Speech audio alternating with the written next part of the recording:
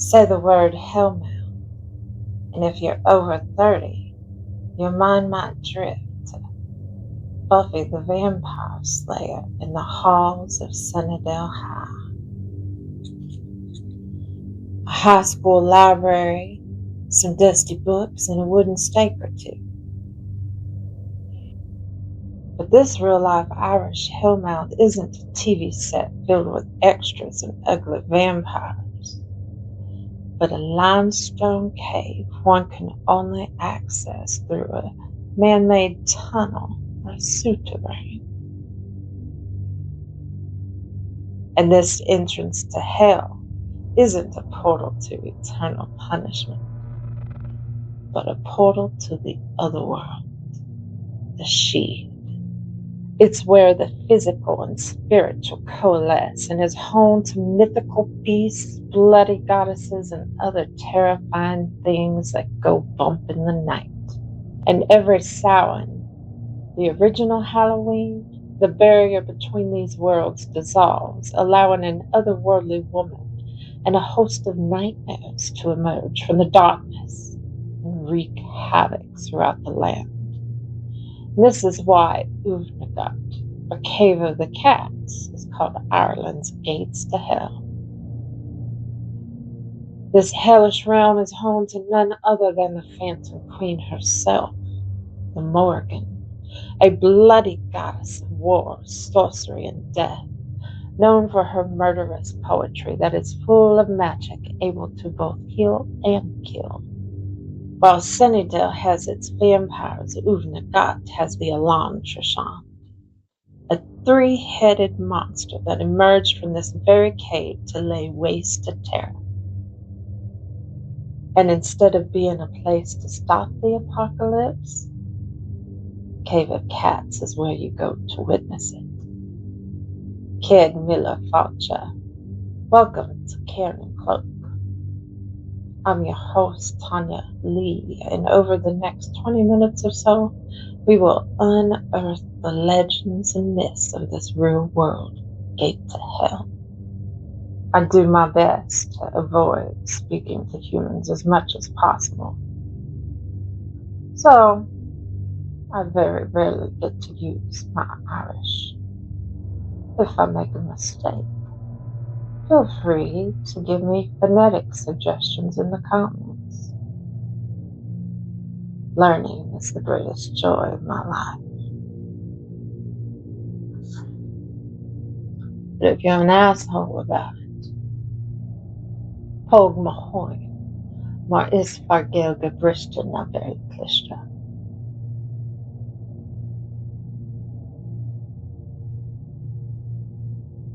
Oweynagat, or Cave of the Cats, is part of the Rathcroghan archaeological complex in County Roscommon. It is part natural limestone fissure, part man-made souterrain, plunging 50 meters into the earth, nearly 164 feet deep. The cave itself is nestled in a cradle of verdant, fertile farmland. To reach the cave, one must pass through a kissing gate near a dead-end road, perhaps a kiss to death itself, as part of the journey. Picture this. The area is quiet, remote. You've heard of this mysterious cave. Treading through the field, your breath tightens. Fear pummels your chest, your throat constricts. You glimpse the ancient remains of a circle of stones lining the field. Across from the cave is a grove of trees blowing in a light breeze. You know you are walking towards something sacred, otherworldly.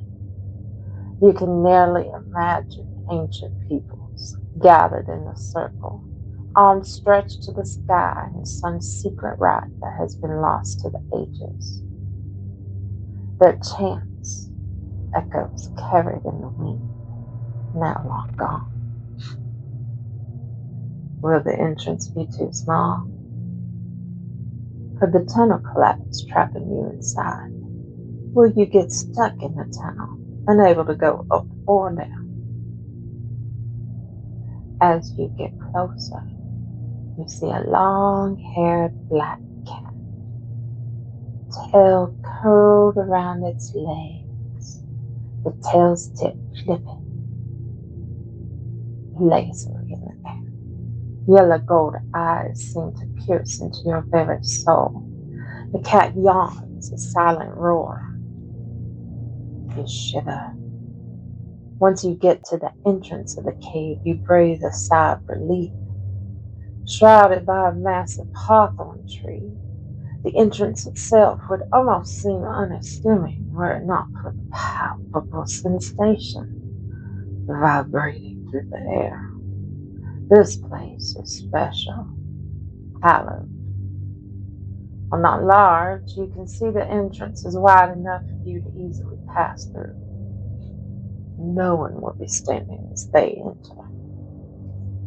You sit in front of the cave, legs extended in front of you to scoot through the man-made souterrain, a tunnel, the only way in or out.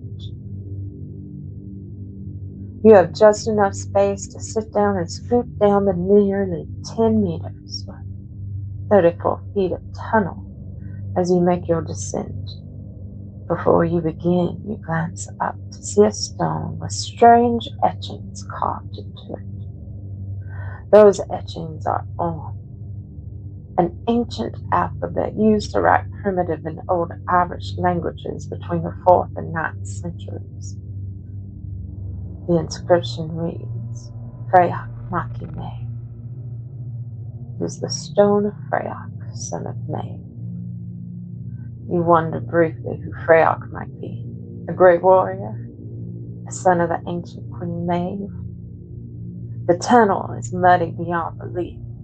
Your hands slide in the mud as you use them to scoot yourself left as the tunnel turns and you continue your way down. The tunnel itself looks and feels like a birth canal, and you are crawling to the womb of Earth herself. Within minutes, you drop down into the cave, the mud beneath you giving way slightly to the weight of your body.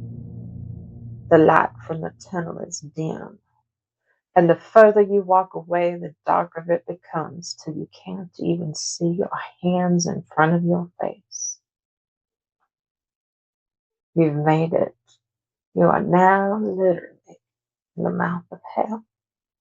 This Hellmouth is home to some of Ireland's fiercest monsters, a menagerie of terrors. First, we have the red birds, the color of saffron. These creatures emerge from the Hellmouth, rising from the cave, searing the landscape with their poisonous breath. Anything their breath touched withered away in an instant. Their toxic fumes meant certain death. If you saw them circling in the air above you, you could only hope to God to escape and hide before it was too late. Next, we have the bizarre magical pigs. These could never be counted. The more you tried, the more they multiplied. But unlike domestic pigs, these pigs had powers that could starve a nation. As they trampled the earth, everything their feet touched withered and died. Crops, wheat, corn, and not even a single blade of grass they crushed would grow for 7 years. If released from the cave, these pigs could create famine and starvation, unlike any pestilence known to man. One's fortunes and livelihood may never recover. Even worse was a 3-headed monster called Ellén Trechend. If this creature was summoned from the depths of Oweynagat, the creature would lay waste to the entire island. This terrifying beast was eventually stopped by Morrigan, another famous Irish hero who bravely fought and killed the animal in single combat. Some archaeological sources say that this monster may have been part of ancient warrior initiation rites, a test of passage for each soldier to prove how brave they were as they entered the cave.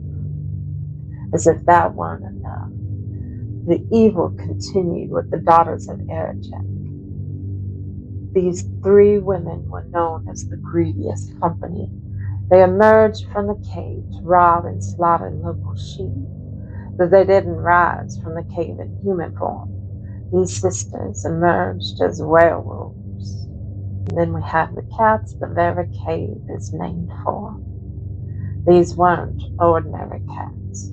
These cats, 3 in number, described in sources as terrifying nocturnal cats, with skin so tough that a sword strike glided off their skin as if it were stone. These were not mere animals, but beasts of magic, used to test the bravery of elite warriors like County, who was the only one brave enough to stand his ground against them. We will learn more about County in future videos, but for those who don't know, County is one of the primary figures in Irish mythology and ancient literature.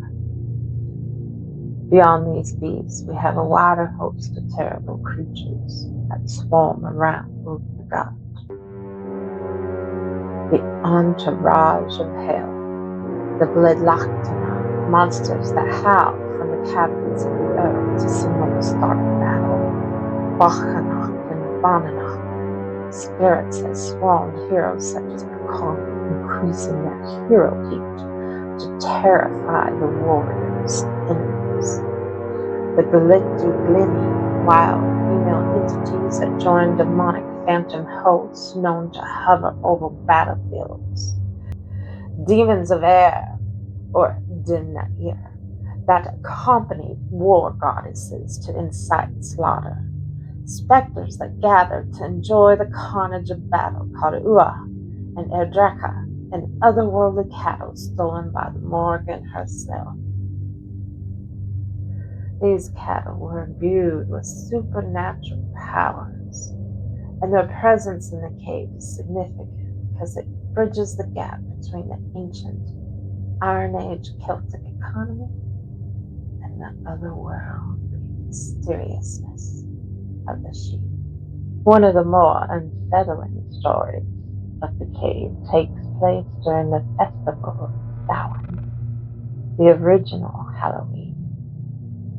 Samhain marked the first day of the native Irish year, a threshold time where the veil between the human world and the other world is at its thinnest. It is a time where chaos and order are in their greatest conflict, when prophetic utterances could be sought and offerings to the fairies were made in appeasement. It was a time when the demonic forces and spirits could freely roam. In this story, Nera, legendary warrior Connacht, was challenged by King Ellén, the husband of the warrior Queen Maeve, who ruled Connacht in the Ulster cycle of Irish mythology. He challenged him to perform a feat so daring and brave that most would not have wished to accept the challenge. The king dared Nera to tie a whip, a tough, flexible branch from a willow tree, to the foot of a man that had been hung the day before. Why was this challenging? Because he was asked to do it alone, at night, on Samhain, when the dead could rise and all manner of beasts could be unleashed from the cave. In a manner of spirit could overwhelm and overtake the warrior. Many had attempted it, but fled in terror when they heard the screeching demonic hosts. One could only imagine the terror Nera faced, knowing what the cave held, and knowing the power that could be unleashed on him as he attempted the feat. The sounds of screeching, the birds, the 3-headed beast, maybe all this and more was in the back of Nera's mind as he crept up to the swinging corpse. Nera looked into the face of the dead man, face waxy and blanched. The hanged man's tongue protruded from his lips, his neck unusually elongated from the pressure of the rope. The smell that crept into his nostrils as he edged closer was pungent, heavy. He could almost feel the sensation of the smell clinging to the back of his own throat. The dead man's stomach was bloated and a slight rotten egg smell, something metallic too, seemed to be mingling with the sickly sweet smell of his putrefacting flesh. Nera's stomach lurched. He'd seen dead men before, but alone, at night, on Samhain, it hit differently. He stood in front of the man, bent down and reached for his foot. In the distance, he heard a howling screech. The hairs on the back of his head stood at end, and he hesitated for the briefest of moments. When he touched the foot of the corpse, it was swollen, purple. The skin felt cold and slick to the touch. The foot was stiff, and he struggled to wrap the rhythm around the man's foot. It kept falling off, and he had to work repeatedly to get it to stay in place. The chore of tying the branch around the foot narrowed his vision and presence of mind. He was now solidly deep into the task at hand. The dead man spoke. Startling Nera. The cults told Nera that the width wouldn't stay placed unless he did it right, and then gave him instructions on how to do it. This bizarre interaction with a dead man felt out of body, but Nera was determined, so he did what the dead man said. He followed the instructions and tied the width to the corpse's foot. The dead man complained of thirst. Out of compassion, Nera cuts the rope and carries the corpse to find water, then returns him to the gallows. On his way back to the palace, the stench of the corpse still with him, he saw an otherworldly host emerge from Oweynagat. They swarmed the palace and set it on fire. The horde then slaughtered everyone inside, leaving behind a great pile of severed heads. In horror, he followed the host back to the cave. Once in the cave, he discovered a lush, beautiful summer day. Even though outside it was the start of the dark winter season, the inhabitants, upon finding Nera, captured him and forced him to stay. He made a home there, fell in love, and married an inhabitant of the sheep. At some point, his wife confided in him the horrible thing he'd seen. It wasn't real. It was just a vision of what would happen next Samhain if he didn't want Queen May. Nera gathered plants from the other world, wild garlic, primrose, and golden fern, evidence that he had truly seen his vision and had been in the Cave of Cats. He raced to the timber hall and looked across the crowd at many of his fellow soldiers. Warm light glancing off faces, steam rising from damp wool cloaks drying near the fire. The hall was noisy. Dozens of soldiers scraped iron heads of their spears against whetstones while laughing and telling stories. The air was thick with peat smoke and the scent of roasting meat. He called out to the crowd. They silenced to hear the words of their trusted friend in arms. He told them of his challenge and the vision he had, showing the evidence from his time in the cave. Enraged, the hall erupted. Warriors rose in anger. They cinched their lance or tunics tight, pulling the fabric high over the leather belts to create thick protective pleats. Then came the brats, a heavy, rhythmic whomp of lanolin-rich wool as dozens of cloaks were flung over shoulders, followed by the frantic scrape of penumbra brooches pinning them into place. Near the massive timber doors, the ritual of the war clean began. Men dipped their hands into stone basins of white lime slurry, raking the thick paste through their hair. In the flickering firelight, their soft braids transformed into jagged, bone-white ridges, a skeletal mane designed to invoke terror. They seized torches of dried bogwood, the resinous animal fat hissing as it caught the flame. As they stormed from the palace, the Hellmouth beckoned.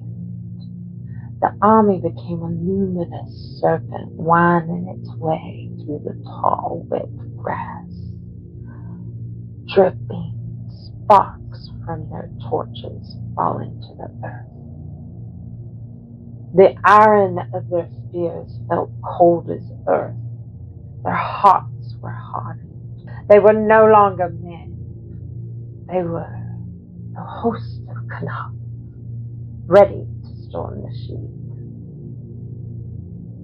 At the mouth of the cave, the host halted. They raised their rawhide shields to their faces, the rims masking their mouths.